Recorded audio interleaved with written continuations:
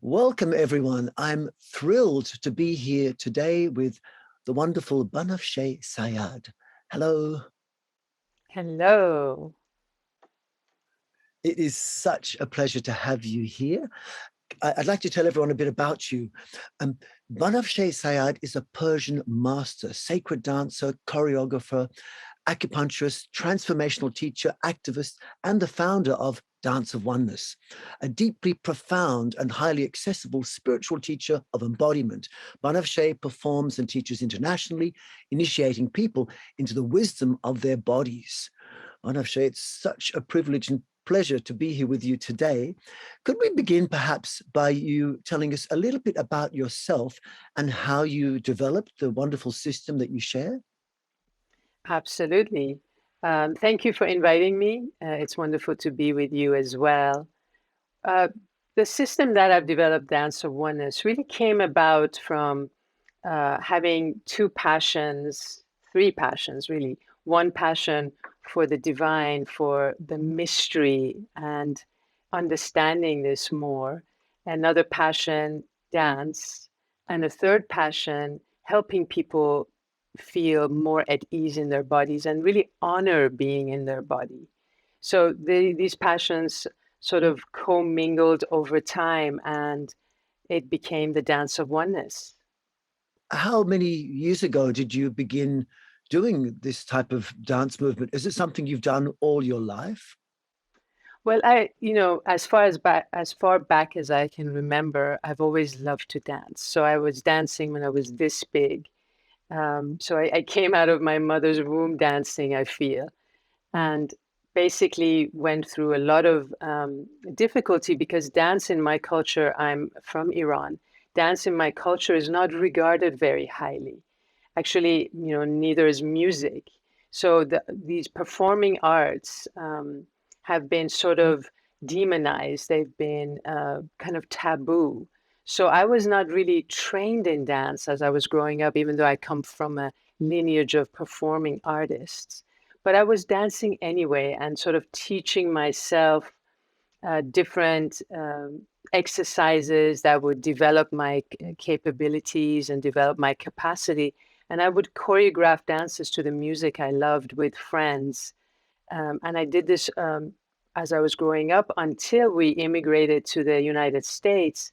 And then that's when, as an older teenager, around 17, 18, I discovered flamenco. And that's how I started my really professional career, studying flamenco, and then from there becoming a flamenco dancer, and then studying various other forms of dance that I bring into the Dance of Oneness.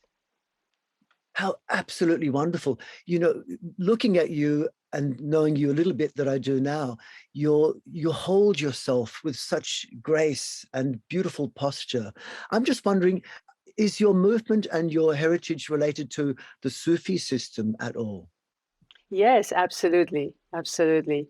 The Sufi system really inspired me so much, especially starting with the poetry of Rumi. That's how I got invited into into the whole world of the Sufi path. And from reading Rumi and being very inspired by him as a teenager, I went further and I discovered, I didn't know in the beginning that actually he whirled, and he was really, alongside being an amazing poet, he was really a choreographer too.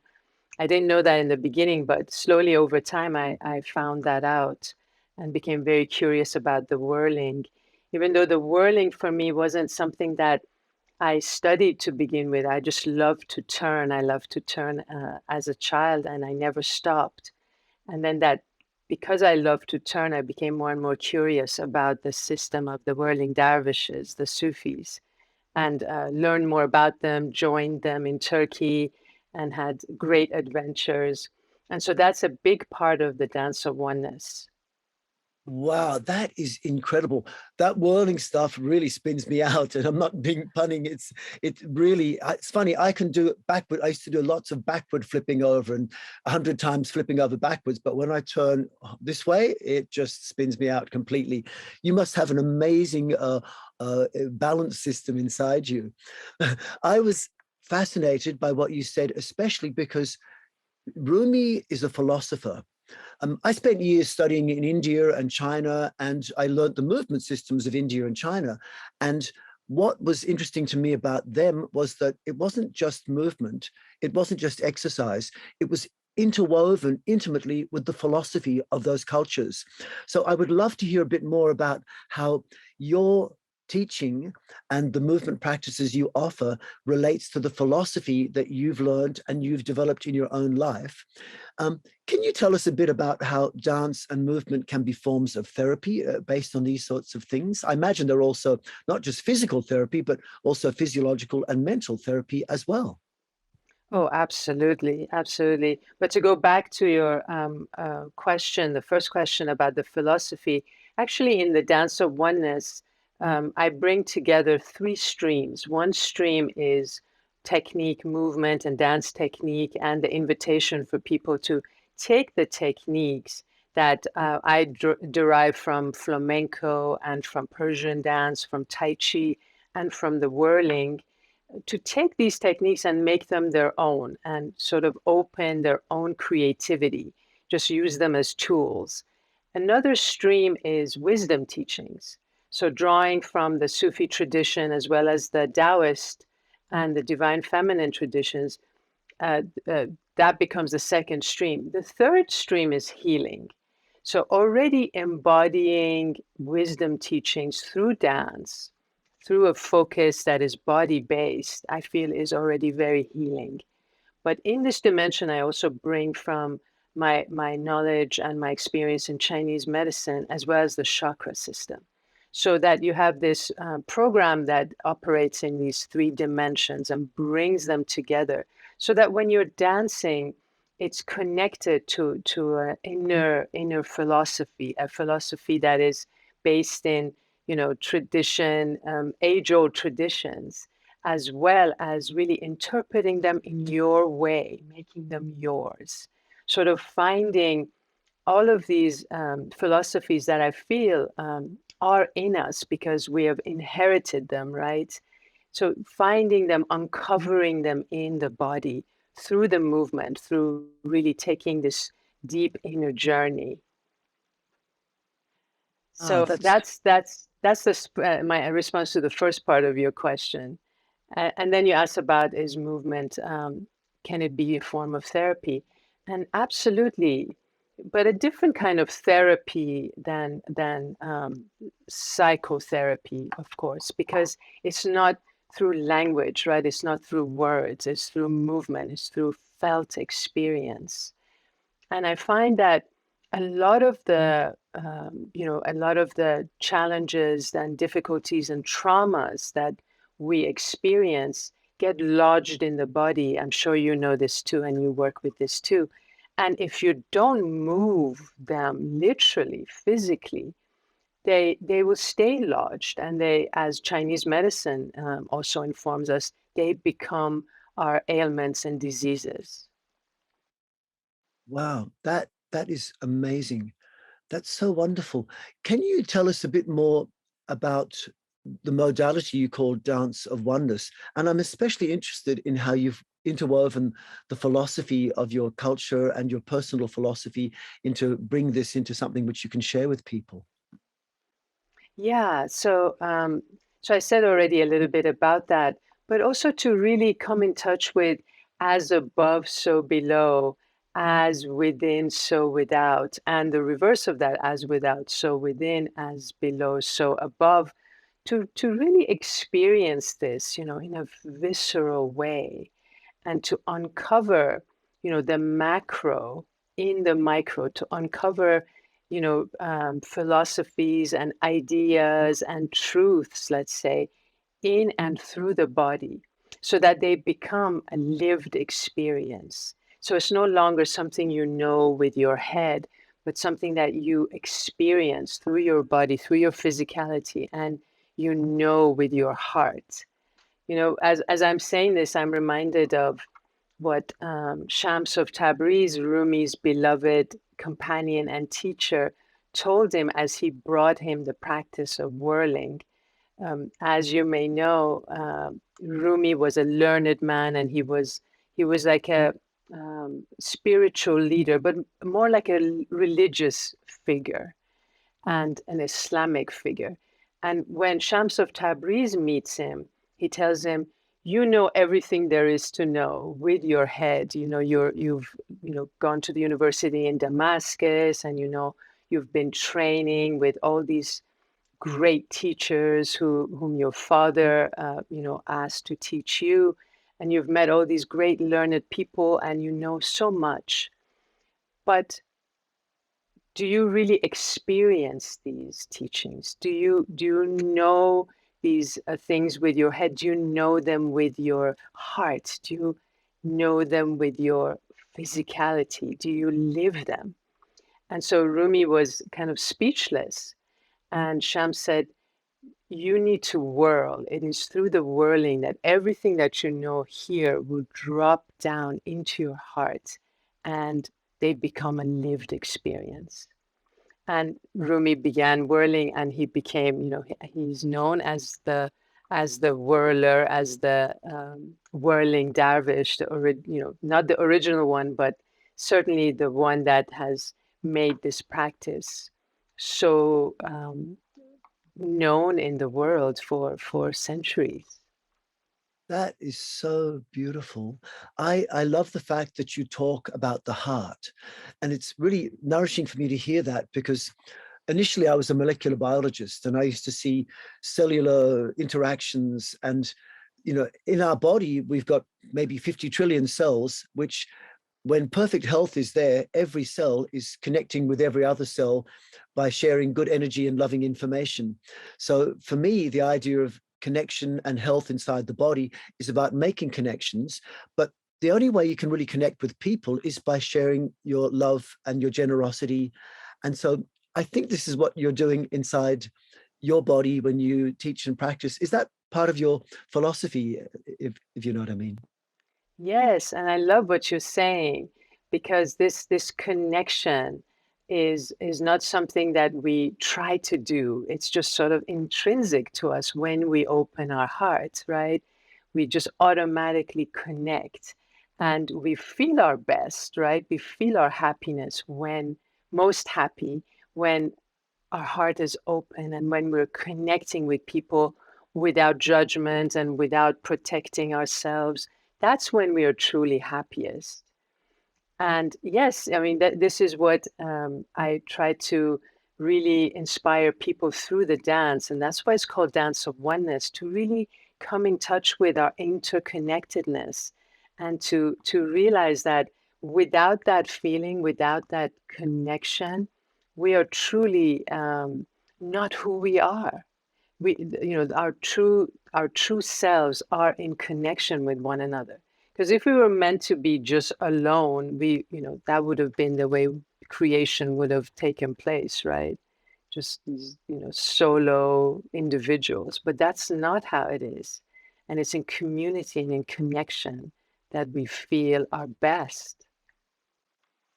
That is so beautiful. I think the ultimate recognition that we're connected comes from the connection between mother and child, because the mother knows the child is born inside of, created inside a part of her. So she shares this good energy and loving information with the child. But everyone had mothers. So the world must be a totally connected place. So to resonate this loving connection and to really amplify it is really important.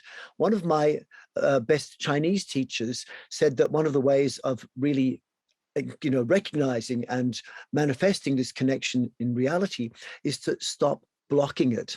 And so you said something about the idea that maybe most people get stuck. And my teacher would say, unblock the blockages of good energy and loving information in the body.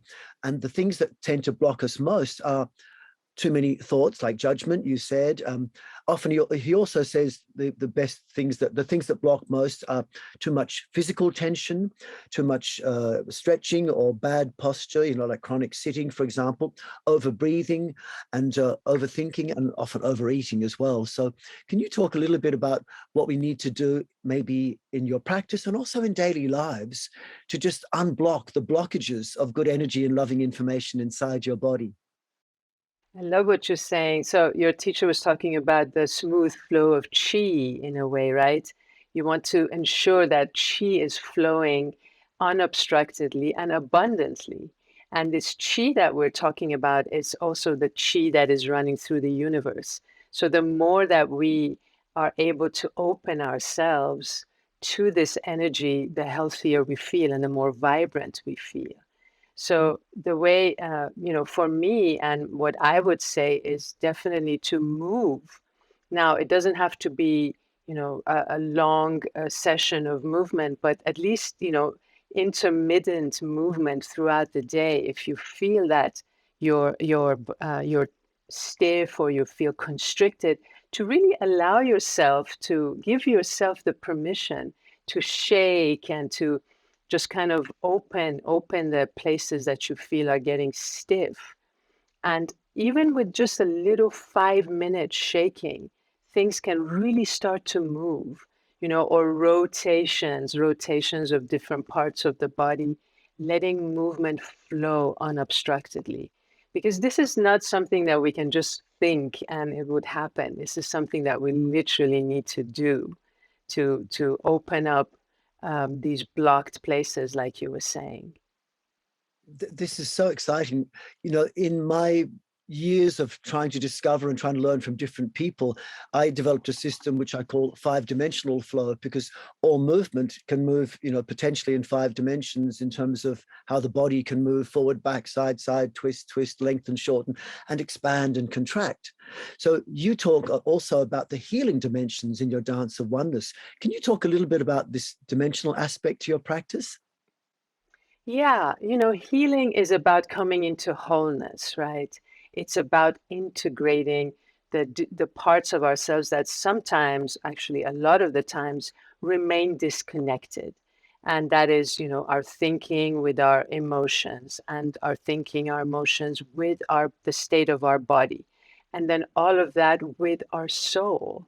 So that so to try to bring these into a cohesion, a cohesiveness, and in a dialogue, in the communication, in wholeness, is what I feel is really the healing dimension of dance.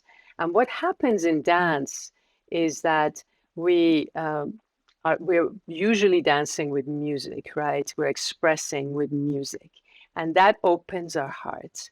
Music has this amazing immediacy to just really go into our heart, really be received in by our heart and in our heart. And then we have, the actual moving, that is the body. And usually, if you're moving, for example, trying to do a certain choreography, or you're trying to follow a certain step, even for yourself, even if you're creating that, that engages the thinking, that engages the mind. And of course, when we're talking about sacred dance, especially if we're talking about whirling, then you're connecting with spirit. You're coming in touch with your soul, the your soul's presence in and through your body. So all of this coming together can bring us into wholeness and healing. And aside from that, if you focus on, for example, if you have a pain somewhere in your body, and you focus your moving, your dancing in a way that is about opening that particular area of constriction, then that happens, and that brings also healing.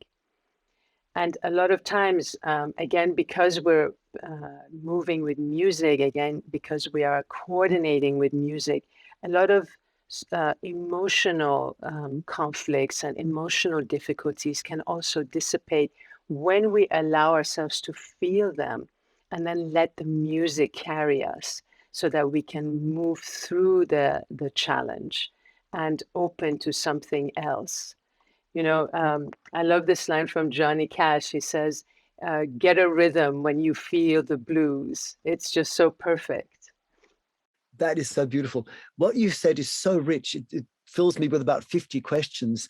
But one of the things that occurs to me, first of all, is that my Indian yoga teacher at one point was BKS Iyengar. And one of the wonderful things he said to us was, he said, yoga is when every cell of the body sings the song of the soul.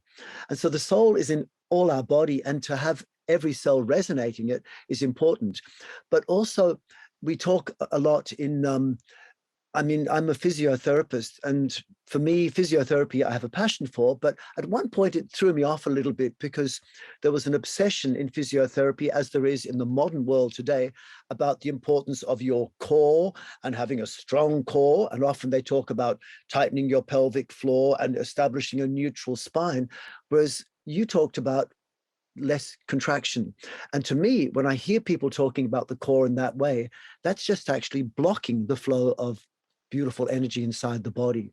So when I think of what you're doing, I haven't sort of seen exactly what your abdomen is doing, but I imagine that you probably move a little bit more like a belly dancer, where your abdomen is free.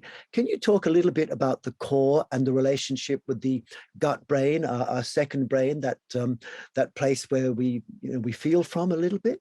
Yeah, I love that because when I was studying dance, when I was taking dance classes, we were also told, squeeze your belly in and stuff like tuck your pelvis forward. And these things, as we know more now, are actually very harmful, right? And I came with that kind of training to study Tai Chi. And my Tai Chi master, it was immediately saying, you're too tight, you're too uptight. And every other word he would say to me was relax. And he would really draw out the R. He would say, relax. And it made so much sense, because we get so caught up in doing, and a lot of times it's about being. It's about being and surrendering and relaxing, that we can come in touch with our internal power. And I understand that sometimes relax may be confused with collapse. So sometimes when I tell people to relax, they just kind of go like this and they just let everything just drop. And that's not what we're after, right? We're saying relax, but maintain this uprightness that is not forced. And exactly what you were saying, when we hold ourselves tightly in our core, when we squeeze our belly in, we're actually not able to access our internal power, the dantian, which is all about being at ease in the outer abdominal muscles. And again, that doesn't mean that you're going to be collapsing or you're going to let yourself be kind of loose or flabby. Not at all. It's about being able to access that power. That means your outer abdomen needs to relax so that you can access it. So that's very important for me. And I always teach that way. And also, Simon, I feel like, our body is a channel. And if you start holding yourself tightly in any part of this channel, then this energy that is meant to move through us, to enliven us and to open us to sharing it with others, gets trapped. So this channel needs to be open, both this upward movement of energy and the downward movement of energy needs to flow unobstructedly. Wow, that's so beautiful. You really talk my language in a way that I can really resonate with. My Chinese teacher, Master Zhen Hua Yang, he's so beautiful, but he's always looking at me going, you're too tense. Simon is too tense. And I'm going, I've been at it for 40 years. I'm still trying to relax. My motto is lengthen and relax. As you say, you have to relax, but not collapse. And people confuse it. I think a really big takeaway that you're sharing, and so many of us in this summit are sharing, is most people will be sitting at home already, even watching this, probably their pelvic floor is too tight, their abdomen is too tight. And just to relax those things the way people are when they're asleep is really important, you know, to be as relaxed as you are when you're asleep, but to be as mobile and free as you are in most people's exercise. The combination of exercise and relaxation, I think, is the real essence of what you're sharing, perhaps, because exercise has benefits, but it causes stress. Relaxation has benefits, but if that's all you're doing, you collapse and you drain of energy. So I think what you're sharing is a beautiful combination, which I'm 100% totally in agreement with. The other thing you said was this channel that we are in the body. So I've heard the Chinese expression, I can't remember it in Mandarin, but it's the idea that the human body should be the channel, which is like a marriage between earth and sky, so that we're actually connecting below and connecting above. And for that, you have to lengthen and relax and let the energy flow. That's so beautiful. In India, they say stira sukham asanam, which means be firm but calm. I think you're embodying all of this in such a beautiful way. Is it possible, perhaps, I would love to have an experiential, I'm sure everyone would like to maybe experience some of your practices. Is it possible you could share a little practice with us while we're here in front of you? Yes, absolutely. And I love everything you were saying. Absolutely resonate with what you're saying. It's a marriage of yin and yang, right? This Yes. bringing the two together, not being too overtly yang and not being too much yin. Because if you're too relaxed, too yin, then you're just kind of sleepy and asleep, or frozen. But if you're too yang and you're too tight and too kind of nervous, the energy is too nervous and anxious. So this bringing the two together into balance is optimum. I love dance. You know, I'm not a very good dancer, but I love it. But one of the things that really makes me appreciate that I'm on the right track, and this was taught to me by beautiful goddesses, because girls will tend to be dancing and embodying dance much better than boys tend to. Boys tend to dance with this very staccato, bouncing, whereas girls will dance very fluid. And what I learned from watching girls dance is that if you dance in this more fluid way, you come very quickly to a point where blood is flowing so effortlessly in your body, so you feel super energized and warm, but your heart rate is really low and you're hardly breathing at all. And so in the modern world, we're often told, get your heart rate up, you should breathe more. But logically, fit people do lots of exercise and hardly breathe at all and hardly have their heart racing. And I think this is what you're embodying as well. Well, I think breathing is wonderful, especially, long, drawn out breaths, for sure. Actually, I find that sometimes when people are dancing, they forget to breathe. And so I'm always saying, flow with your breath, not to do shallow breathing, but to really take the breath into, as many parts of your body as you can. So should we do the movement? Should we do that? Okay. Okay, everyone. So I'm standing. You can also stand, but you can also do this seated. Although if you're able to stand, it'll just be a little bit better. We would be moving together. Because I'm going to ask you to first actually sense the ground with your feet and relax without collapsing. Flow with your breath. And then I'm going to ask you to kind of rock side to side. As you're rocking, let your weight go side to side. You're mirroring me. So your weight is on your left side, left foot, and now more on your right. Side to side. And now open your stance more and pick up your foot also. Side to side. So moving very distinctly left, right, left, right. And now I'm going to ask you to slightly soften in your knees and just let your heels go up and down.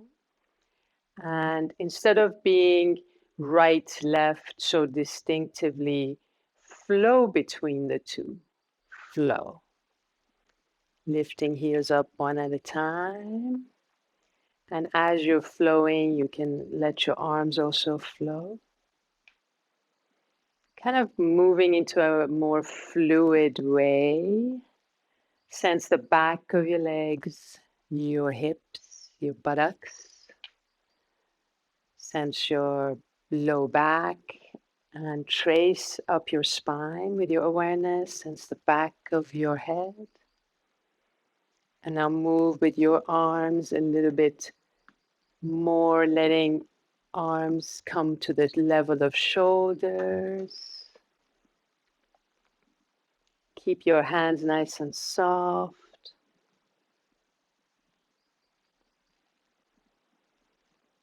So moving in a wave. Flow with your breath.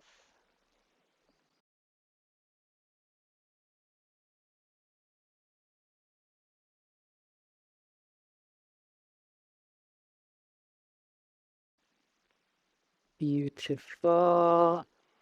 Bring your arms down.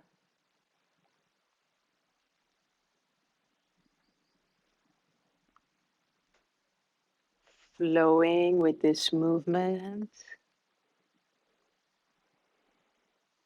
And slowly, slowly bring your movement to a stillness. And bring your hands to your heart, on your heart center chest. Let your knees be soft, let your tailbone release down, sensing the ground with your feet. I'm going to ask you to close your eyes.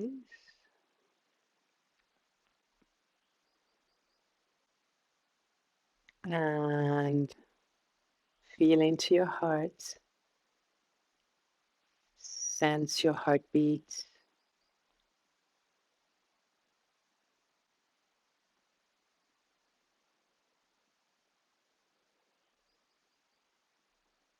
With each heartbeat, the blood carrying the waste from the cells of your body enter into the right chambers of your heart and get transported to the lungs to be purified, to be oxygenated.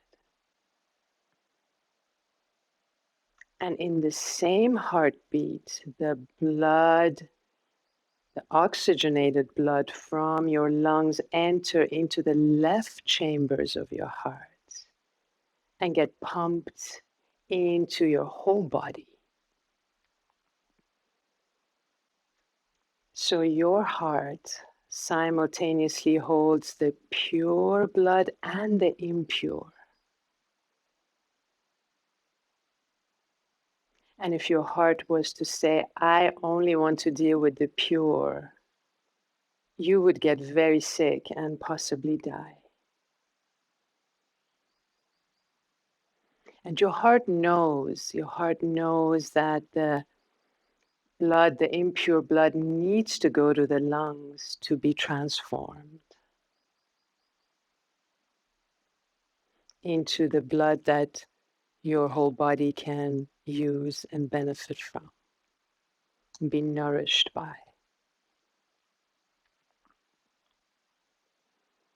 Your heart and your lungs understand and undertake this alchemical process 24/7, your whole life long.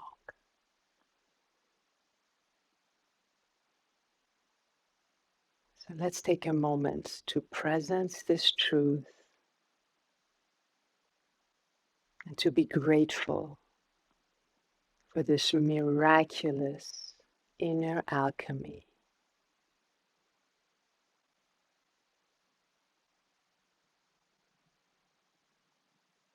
The wisdom that we seek is truly, truly inside.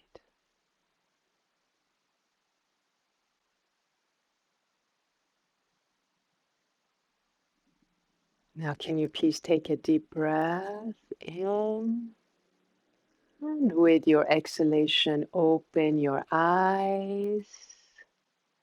Thank you so much. Thank you.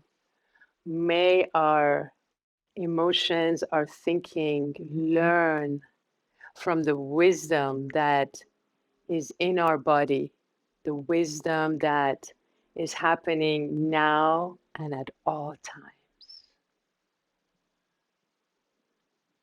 Banafsheh, that was magnificent. Thank you so much. On behalf of myself, I'd like to say I feel 100% better because it wasn't so long ago I got out of bed after very little sleep.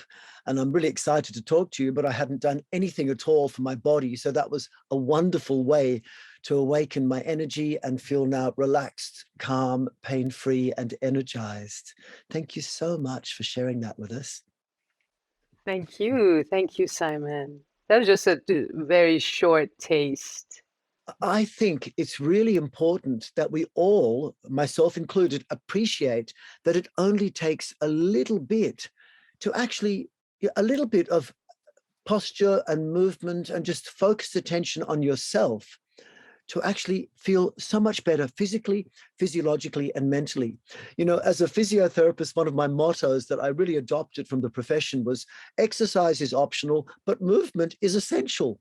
So often, you know, most of us in the modern world get stuck on a desk sitting either in cars, trains, buses, computers, eating.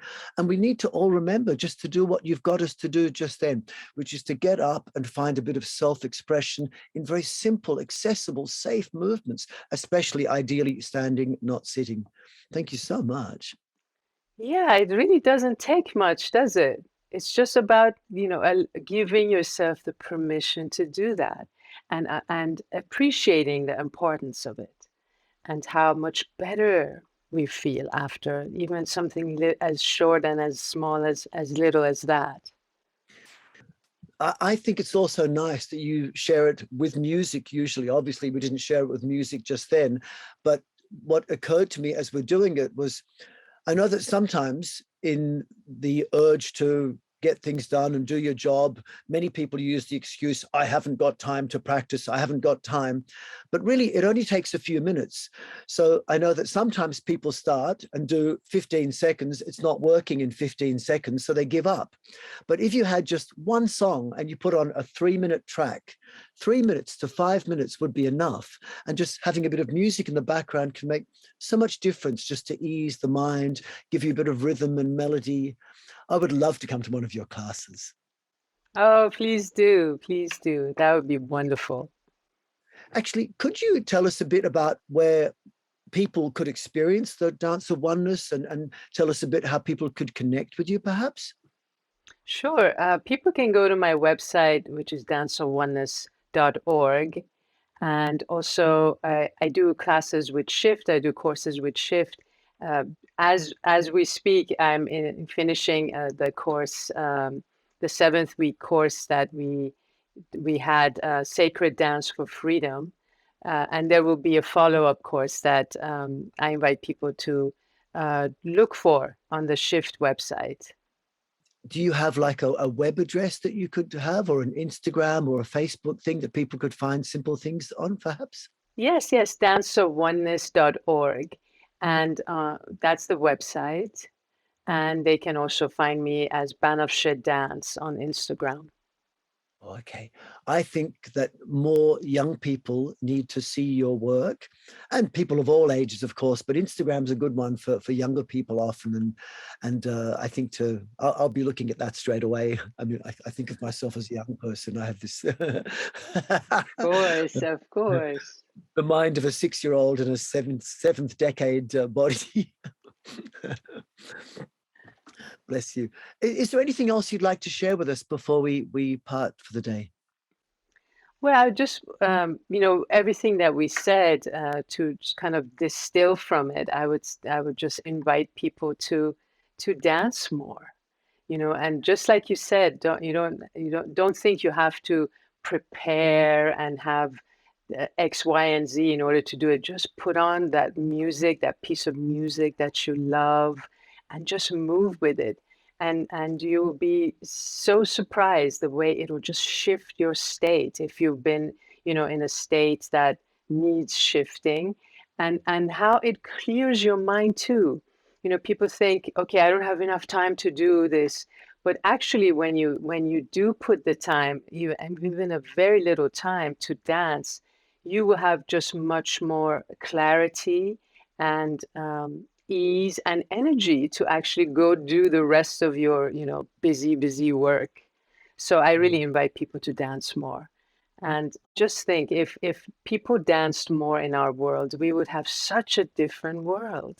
If people, and I've said this many times because I truly believe it, if people, you know, before their meetings, even political leaders, danced together, we would just have such a different world, because not only do we feel good when we dance together, a different kind of bond happens right away that is beyond words, beyond our differences, and you know, we can create much more beautiful things that way. Oh, I go to an ecstatic dance session at least a couple of times a week. And one of the most wonderful things for me is that connection with other people, because when you are feeling this connection inside yourself in the beautiful way that you shared, because you have hundreds of techniques, but you didn't share the techniques, you shared freedom. And I think that's the most important message perhaps here today, is that you don't need to go to a dance class. You can just find your own self-expression. And that's what you shared so beautifully. Then freedom in your mind comes with freedom in your body, and they both work together. So I think that what you've offered us is the possibility that anyone can just find their own body, look at it, find a relaxed way of moving, and there's no wrong or right. Just make it feel good. Don't worry about how it looks, make it feel good. I think that that's something that's really important that you've shared with us. Thank you so much. Thank you. And yes, that's absolutely so key. But it's also very nice, if you're interested, to learn technique from people like me who've dedicated their whole life to the dance, to then make that yours so that your toolbox expands. Because sometimes we end up just doing the same movements, you know.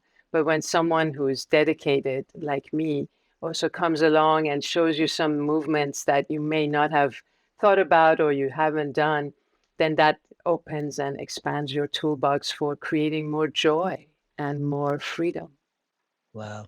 My teacher in India, BKS Iyengar, would say that the class is a place where you learn yoga, but then you go home and then you do yoga. So of course, learning techniques is really important if you can get them. But in the end, what we've got inside ourselves is enough just to enjoy. We've been given this beautiful body, so I reckon just use it like you've shown us just then. Thank you so much. Thank you. Such a pleasure to be here with you today. I hope we see you again soon, and I hope everyone can really look into your work a bit further and share more with you. Bless you. Thank you. Thank you so much, Simon. Blessings. Blessings.